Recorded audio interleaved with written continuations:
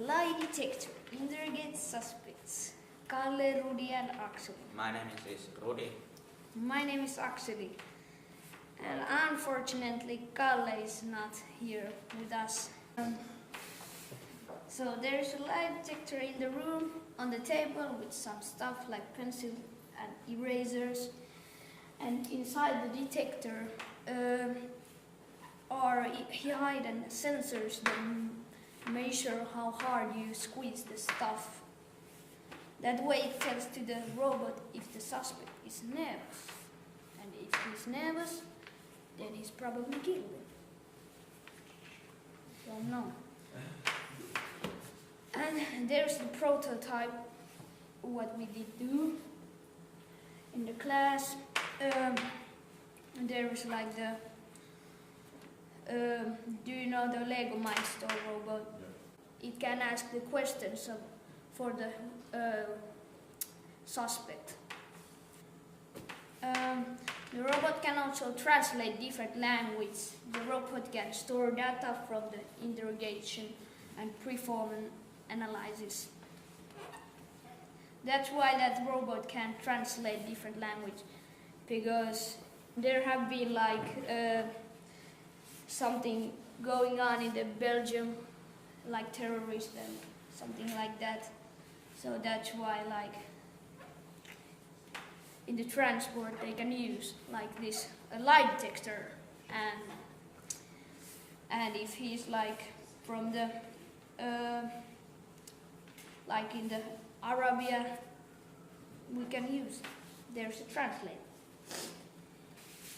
And here is some of sensors and other equipment. These are like eyes, the robot eyes, and this is the sensor, but there's no wire. And this is like the camera, and this is the head, and this is the body. That's a heat sensor? Yeah, heat sensor, yes. That can tell that. How stress is. Yes.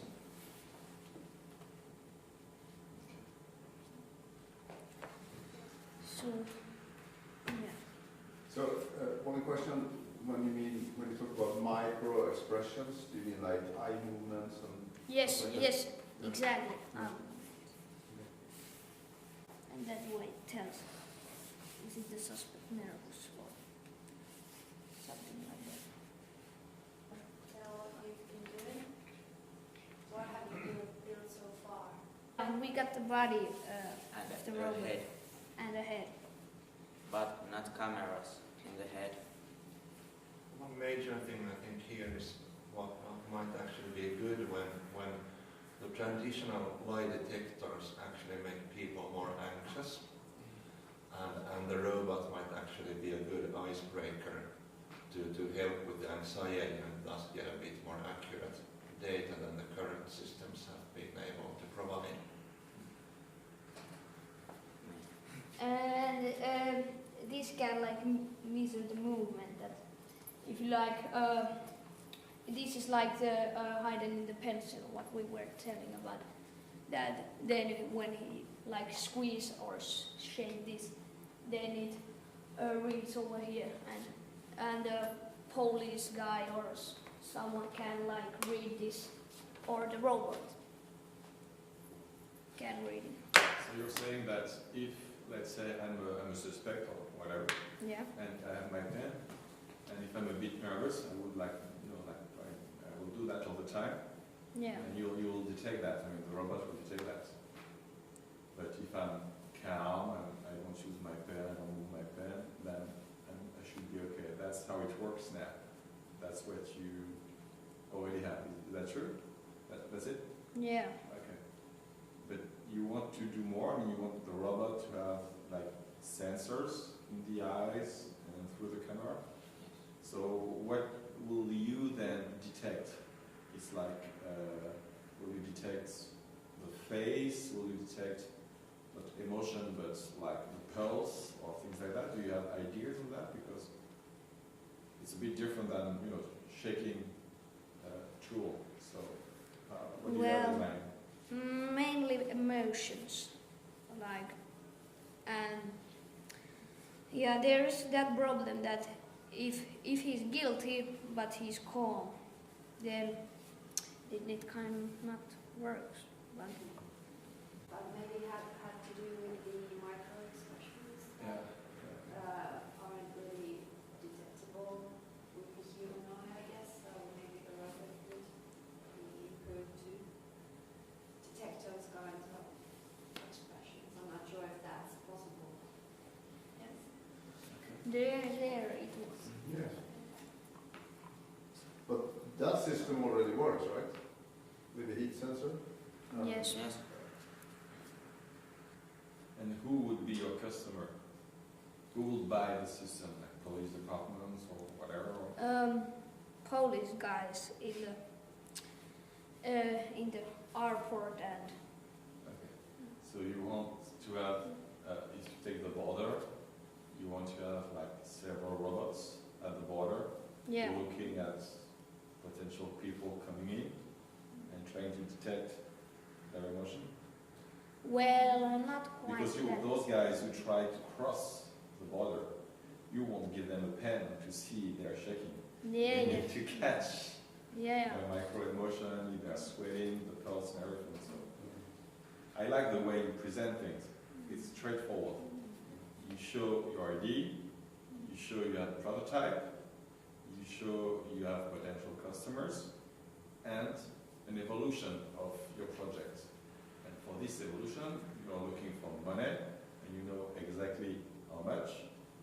Maybe you underestimated a little bit, but you are at least asking for money, and you know how much your ID is worth, because you're selling for this amount of money, 40% of your company. That's clear. That's straightforward. So that's good, that's well implemented, and that's nice. Now the question is really, did you get validation from your potential customers? Did you talk to police departments already? Did you present, did you pitch your ID to people who will be interested in buying this thing already? Or not yet? No, we haven't. No, we haven't done. But it's, I think, I don't know that much about psychology and all that stuff to be, but I think that, but I read a lot of criminal novels. But there's a lot of development going on when it comes to wearable devices, body sensors, from measuring everything from finger temperature to pulse so there's a lot of cheap hardware out there that is coming and that is connecting like Internet of Things and wireless and all that stuff. You see what I mean? And I think that the police department, as I call it, they are years behind this development. They're still, I mean, if you look at these as lie detectors you talk about that they have, I mean, they really look like World War II machines, right? They're really old. So I think I would advise you, if you're interested in the subject, to do two things. One is to try to, and maybe that can be a bit advanced when you're not a university student yet. But maybe you can try to find out a little bit about what is actually the knowledge about how you reveal yourself when you're lying. What is really what you do? I mean, we've heard about the eyes moving to the stuff like that, but I don't know if that is just something that you see in the movies or if it's really true, right? But if you can find a few things about sweating and pulse and what it is. And then the other thing that might be more fun for you guys is to see, are there sensors already out there that can be connected with these different things? I mean, and if there is a match, maybe you can come up with a system. I think it's great to have, you know, if you have camera-based vision system that can detect micro movements in the eyes or stuff like that, or twitches, that because that might be difficult for a human being, or at least that it might be time-consuming and costly for a human being to and you can have a scanner system for that. But I'm not so sure about what the body really has to.